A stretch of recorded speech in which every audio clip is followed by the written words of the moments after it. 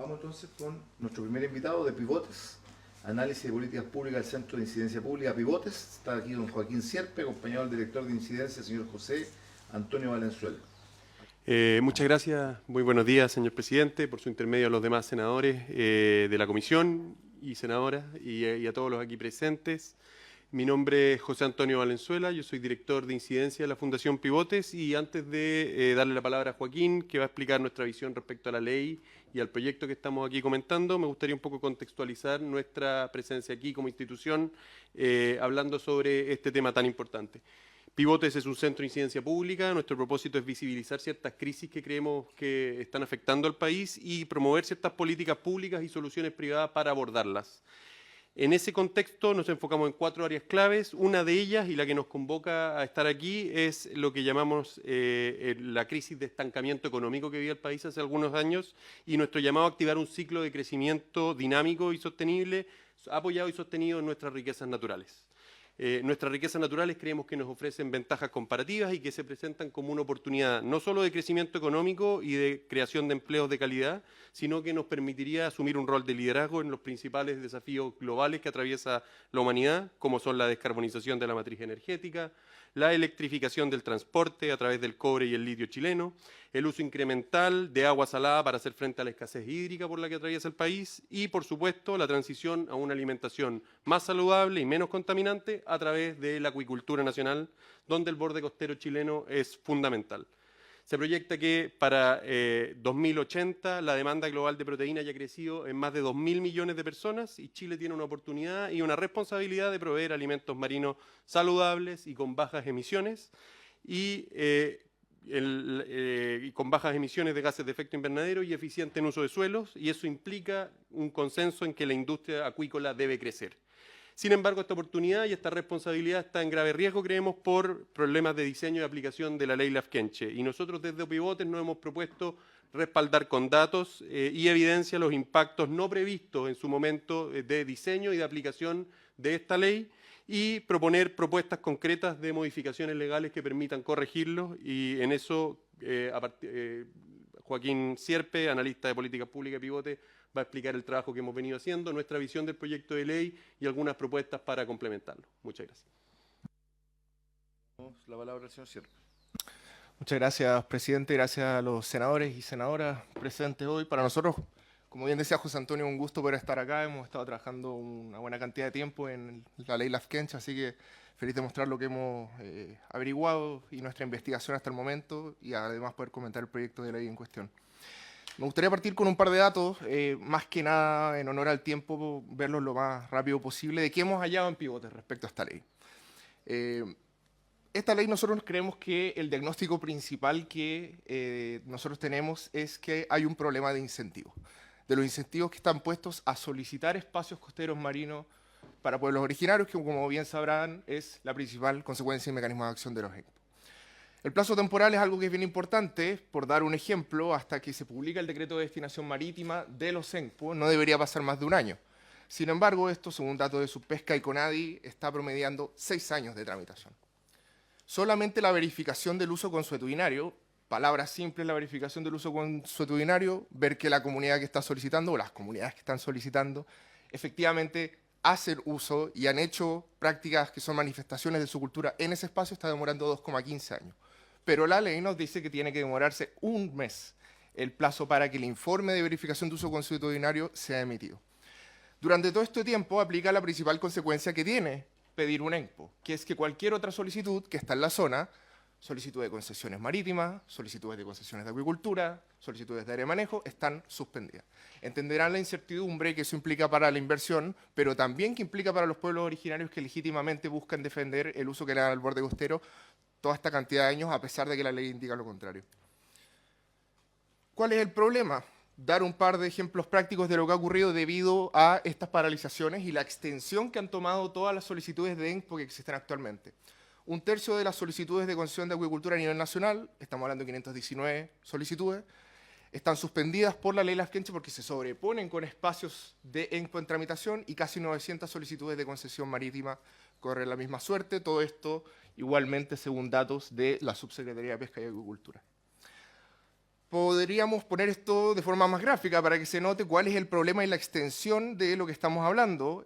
Lo que pueden ver en la pantalla son las regiones de la Araucanía, los ríos y los lagos. Como verán, prácticamente no existe borde costero que no esté o solicitado u otorgado como ENPO. Vuelvo a insistir que esto a priori no es problemático si se cumplieran los plazos que la misma ley establece. Sin embargo, la cantidad de hectáreas que está abarcando esta legislación, con las suspensiones paralelas, están afectando gravemente la economía, pero también está generando problemas de convivencia social en la misma región, y así nosotros en Pivote lo hemos podido constatar, y estoy seguro que ustedes también en sus visitas a sus respectivas zonas, con las comunidades locales, con los pescadores artesanales y con otros actores de la zona involucradas. Sobre el proyecto de ley en cuestión, nosotros creemos que el proyecto tiene aspectos que son tremendamente positivos. Hay un establecimiento de un quórum mínimo para solicitar un ENPO, cosa de que la comunidad o las comunidades que estén yendo a solicitar el ENPO estén bien representadas y no solamente un par de personas de esas comunidades sean las que hacen la solicitud. Se limita a un plazo máximo de 2 años la suspensión de otras solicitudes, las que yo les mencionaba previamente. Esto viene meramente, y enhorabuena, a dar certidumbre a las inversiones que se realizan en la zona. Y también se avanza en una adecuada protección de una actividad que todos bien sabemos, no solamente para la zona sur de Chile, sino que para todo el país es muy importante, como es las caletas de pescadores y la actividad de la pesca artesanal. Sin embargo, nosotros creemos que todavía es necesario poder avanzar si es que queremos combatir este problema de incentivos que yo les mencionaba. ¿Cuál es el incentivo?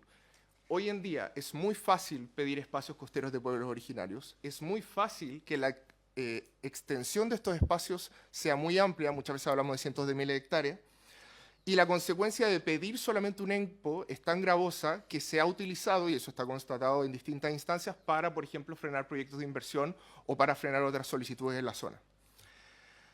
Nosotros en Pivotes, estoy esperando a que cargue, acá está. Nosotros en Pivote hicimos un documento que se llama Propuesta de Reforma a la Ley Lafkenche. Está disponible en la página web de Pivotes y pueden revisarlo en cualquier momento. Y hace una serie de propuestas en esta línea. Primero, creemos que es necesario que haya un examen de suficiencia más exigente al nivel de la admisibilidad de los ENPO. Esto lo que vendría a solucionar es precisamente el problema de los incentivos que yo les mencionaba. Solicitar y solicitar ENPOs sabiendo que la admisibilidad es muy simple y por tanto voy a poder hacer que otras solicitudes que estén en la zona se suspendan. Posponer el inicio de suspensión de solicitudes no a cuando se pida el ENPO, sino a cuando se verifique el uso consuetudinario. En la misma línea de lo anterior, actualmente por solicitar un ENPO se congelan solicitudes de afectación para otros fines. Si es que nosotros posponemos esto a cuando CONADI efectivamente verifique el uso consuetudinario, ganamos por partida doble. Uno, se deja de tener este incentivo a solamente pedir la solicitud de espacio costero marino, y además los pueblos que efectivamente y de forma legítima quieren proteger el uso consuetudinario que da al borde costero, pueden esperar a este punto, y si es que efectivamente están los argumentos para que sea verificado, se verifica el uso consuetudinario por parte de la Corporación Nacional de Desarrollo Indígena o CONADI. Establecer un plazo máximo, aquí esto está en el proyecto de ley. Nosotros, dado este plazo máximo de 1 año que les mencionaba para que el decreto de destinación marítima sea publicado, creemos que es prudente que sea de 1 año el tiempo máximo en que las solicitudes pueden estar suspendidas. Esto está en línea con el proyecto, pero creemos que se puede acotar aún más y sería beneficioso, sobre todo para las inversiones en la zona sur de Chile, pero también en el resto del país. 4, algo que aquí yo creo que esto es imperativo que sea incluido en cualquier reforma que se realice. Actualmente la Comisión Regional de Uso de Borde Costero, la CRUB, está constituida en cada región del país, es presidida por el gobernador regional, están diferentes alcaldes de las zonas afectadas por los ENPO que se están solicitando, tiene que votar si se aprueba, se rechaza o se aprueba con modificaciones el ENPO. Lo que está pasando es que... disculpen, mi celular. Lo que está pasando es que si es que en un mes el CRUB no se pronuncia desde que su pesca los oficia a que tienen que hacer esta votación, opera un silencio administrativo positivo. Por tanto, se tiende por aprobada la solicitud de ENPO. Esto, además de ser algo sumamente extraño en la legislación nacional, pone en una posición de ventaja notoria a los ENPO en comparación con otras solicitudes que pueden tener intereses igual de legítimos en la zona. Por tanto, creemos que es algo que tiene que eliminarse y debe contemplarse en cualquier reforma. Explicitar la posibilidad de que CONADI pueda verificar parcialmente el uso consuetudinario del ENPO. Pongo un ejemplo del ENPO que se está tramitando actualmente en la bahía de Puerto Montt. son 54.000 hectáreas. Los ENPO que se han verificado, sí se han verificado en algunas ocasiones parcialmente, pero esto no está explicitado ni en la ley ni en el reglamento. Entonces, como CONADI tiene como mandato la protección de los derechos de los pueblos originarios en Chile, es muy gravoso, dado que no está explicitado, rechazar toda una zona que no pudo ser verificada en comparación con verificarla completamente. Que se explicite esto en el reglamento y en la ley, lo que viene a hacer es que CONADI pueda decir, usted solicitó esta zona, perfecto, solo pudimos verificar un espacio y en ese espacio vamos a continuar con el trámite. Lo que reduce, por cierto, solicitudes que han sido de amplio alcance, como las rechazadas en Aysén durante este año, que eran más de 600.000 hectáreas a ser administradas por las comunidades solicitantes. Ya terminando, porque sé que estoy justo con el tiempo, creemos nosotros que es necesario dotar de más recursos, más personal y más capacidades a la Corporación Nacional de Desarrollo Indígena para realizar este proceso. Un par de datos, los 2,15 años que yo les mencioné respecto al mes que la ley otorga para hacer la verificación del uso consuetudinario. Y según datos solicitados por Pivotes vía transparencia a CONADI, nunca más de 4 personas han sido parte de la verificación de un uso consuetudinario. No quiero y no queremos acá, por favor, que no se entienda que CONADI hace mal su trabajo, pero es totalmente entendible que si solo 4 personas están involucradas en una verificación de cientos de miles de hectáreas, 1 se va a demorar más y 2 van a tener problemas para hacer la verificación. Este último punto, por cierto, y acá quiero pasar a mis comentarios finales y también agregarlo, requiere de la iniciativa del Ejecutivo. Y además, cualquier reforma que nosotros queramos hacer va a requerir una consulta indígena probablemente a nivel nacional. Entonces, es importante que se pueda tener el apoyo del Ejecutivo en cualquier reforma que se necesite, porque de lo contrario, podemos sacar reformas adelante, pero las consultas indígenas van a ser, por cierto, muy infructuosas y va a ser muy difícil que una ley empiece a operar y se realicen cambios reales, que por cierto no se han realizado en esta legislación desde el año 2008. 3 consideraciones finales y podemos pasar a cualquier pregunta que tengan. Si bien esta ley afecta principalmente al sur de Chile, esto no tiene ninguna limitancia que diga que no se pueda extender a otras zonas del país. Estamos hablando de que se puede extender a zonas del norte, con proyectos energéticos, proyectos mineros, proyectos de desalación e inversiones que son de muchísima mayor inversión que las que estamos hablando actualmente. Además de las consecuencias económicas, se están generando problemas de convivencia severos en el sur de Chile. Y eso es algo que debe ser atendido de todas maneras, porque si no, eso va a terminar acumulándose y puede generar problemas mayores en el futuro. Y finalmente, a reflexión de Pivotes, en un contexto de reactivación económica como en el que estamos ahora, la ley Lafkenche y su reforma debe ser una prioridad de las políticas públicas y, por supuesto, de la labor parlamentaria. Así que, muchas gracias por su tiempo. Cualquier pregunta que tengan, que va a su disposición. Le solicitamos. Sí, muchas gracias, presidente. Y saludamos, obviamente, a los expositores respecto a sus visiones en relación a este tema. Sí, tenemos algunas inquietudes probablemente también respecto del camino final de las modificaciones a esta norma, pero hay que señalar que esta ley surge en un contexto acotado, incluso territorialmente acotado, para determinadas comunidades de pueblos originarios en un minuto dado, y que vino a suplir algo de la falencia que tuvo, de verdad, la Ley General de Pesca y Acuicultura, que no consideraba esta variable indígena en su diseño. Pero era una norma que estaba acotada y definía incluso un territorio específico, ¿ya? Y efectivamente hoy día, por uso consuetudinario de la ley, la puedes aplicar en cualquier rincón del país. Y eso ha generado, evidentemente, algunas dificultades en su aplicación, especialmente por el grado de conflictividad. En Aysén son 3 solicitudes con más de 1 millón de hectáreas de territorio maritorio, como dice el antropólogo, territorio marítimo, ¿no?, como me gusta decirlo a mí. Pero que en definitiva lo que en la práctica se implica, claro, fuertemente inspirado, a lo mejor con una intención, entre comillas, que nunca lo podemos en definitiva aclarar absolutamente, porque no cabe duda alguna que las comunidades que pidieron esos usos consuetudinarios, en el caso de la región de Aysén, y que se rechazaron evidentemente, y lo rechazó transversalmente, y es un tema que siempre lo hemos planteado como una fortaleza más que como una debilidad, lo rechazaron transversalmente todo. Todo el equipo ejecutivo del gobierno rechazó estas concesiones, estas solicitudes, todas. Y además los sectores de las comunidades locales, todos.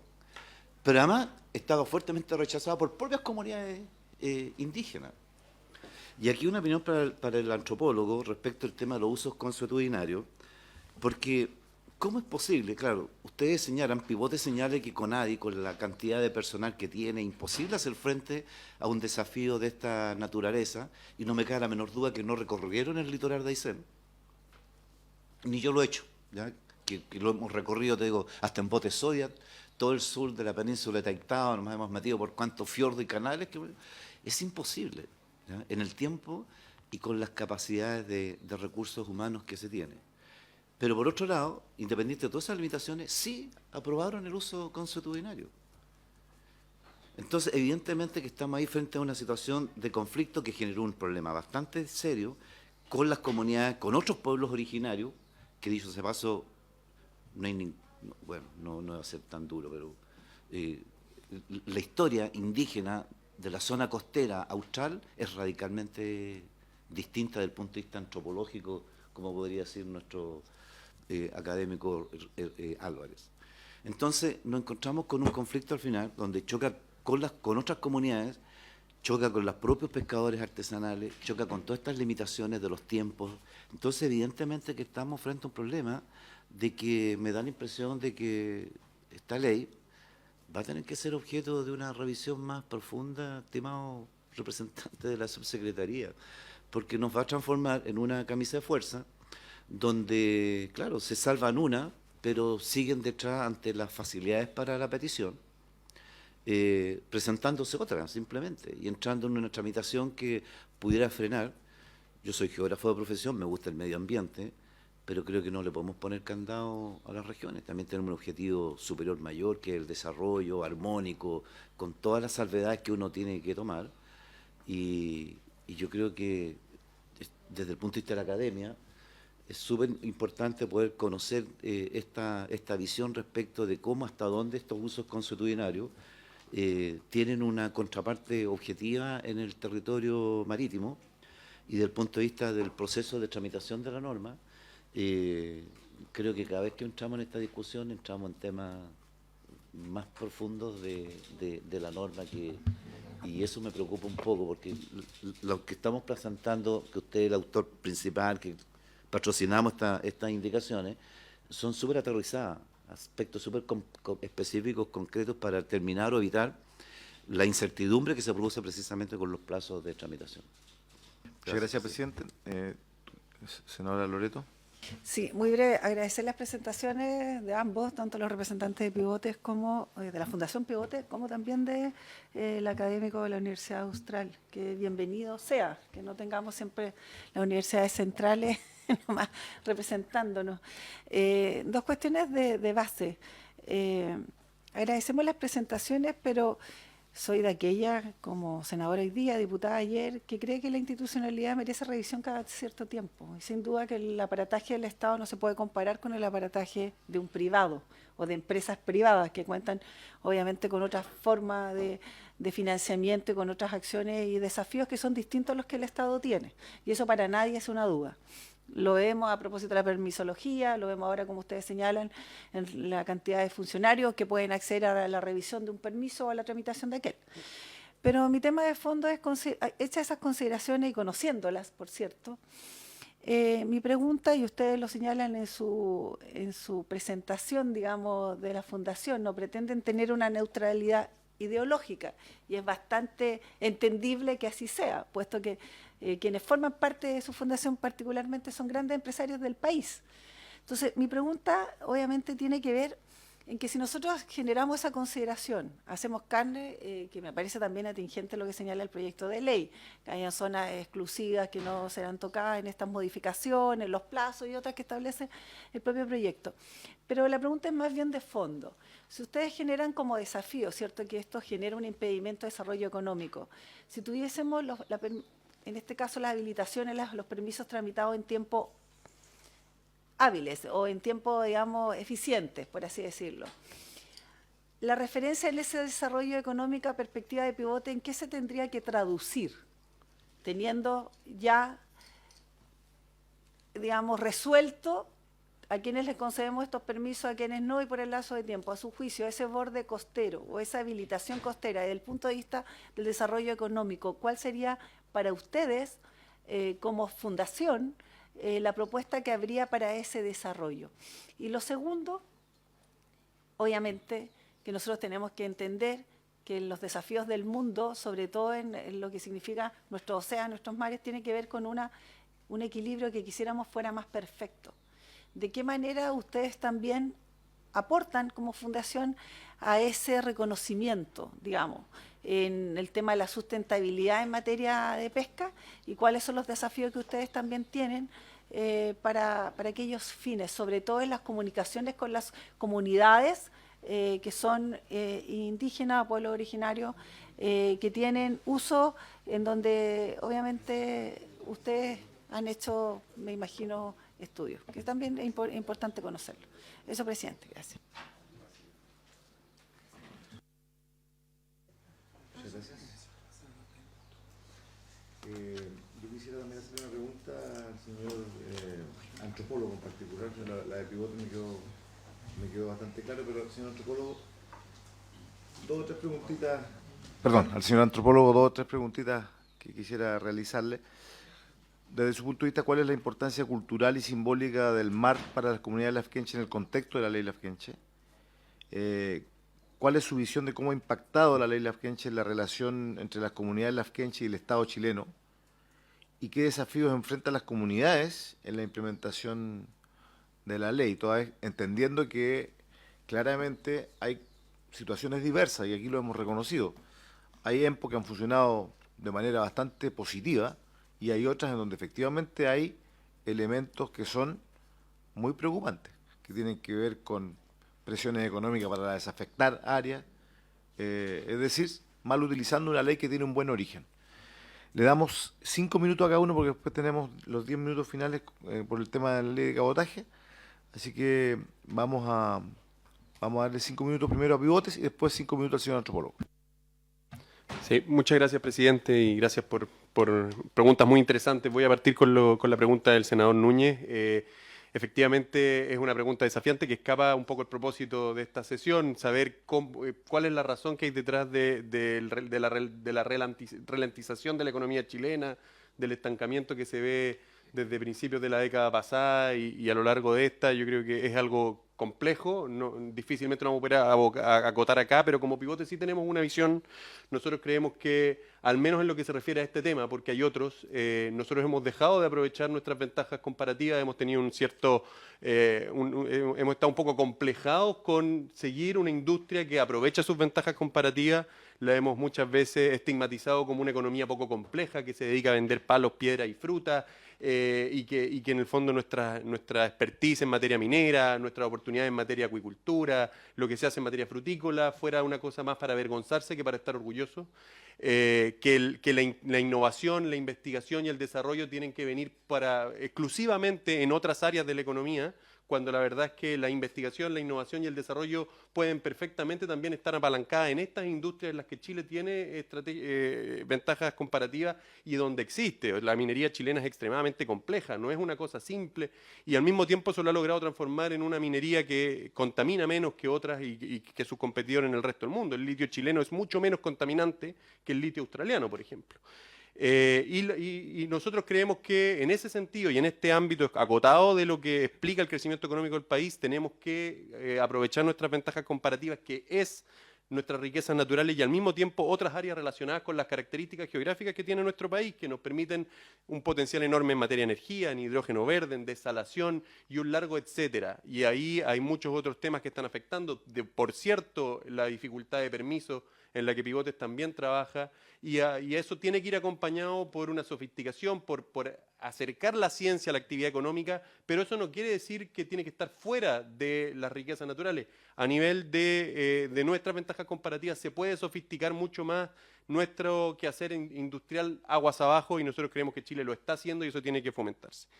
Respecto a la consulta indígena, al menos yo en mi experiencia he visto proyectos de ley que pueden avanzar perfectamente mientras o sin haber hecho todavía la consulta indígena. Lo que sí es un hecho es que no puede ser aprobado en su totalidad un proyecto de ley que afecta a los derechos de los pueblos indígenas según el convenio 166.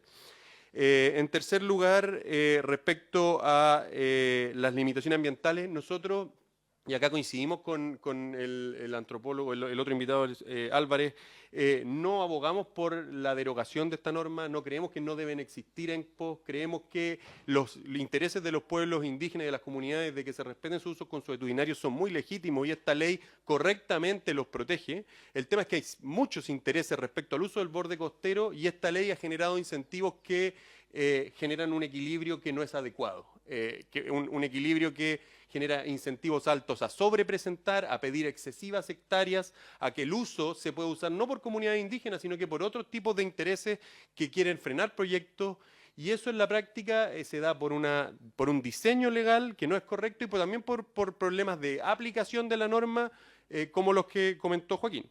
Respecto a lo que señaló el senador Sandoval, estamos completamente de acuerdo en ese diagnóstico. Esto es una ley que cuando uno revisa la historia de la ley tenía un fin extremadamente acotado, se pensó de una forma distinta, pero el diseño no fue adecuado. Y el diseño genera incentivos a un uso que no es el que se busca. Acá tienen que haber intereses legítimos de los pueblos originarios que sean custodiados y protegidos, así como hay otros, pero esto genera en la práctica incentivos a sobrepedir y a pedir hectáreas en exceso. Finalmente, respecto a lo que señalaba la senadora Carvajal, cómo se busca un equilibrio. Eso es justamente a lo que nosotros apuntamos. Nosotros tenemos una institucionalidad ambiental que es cada vez más sofisticada. De hecho, a los cambios que estamos apuntando últimamente como país es a descomplejizarla un poco. Pero esto no tiene que significar que el uso de borde costero tiene que estar exclusivamente abocado y dedicado a la actividad industrial o a una exclusiva actividad industrial. Hay cientos de intereses sobre cómo se debe usar el borde costero, muchos de ellos son incompatibles. Nosotros tenemos que generar procedimientos que permitan compatibilizarlo, que puedan convivir sanamente. Puede haber una ENPO al lado de una concesión de acuicultura y de un puerto con una concesión marítima. El problema es que nosotros estamos teniendo es una norma que se ha sobreutilizado y eso ha permitido ver mapas como el que mostró Joaquín, donde prácticamente todo el territorio costero está solicitado o otorgado. Muchas gracias.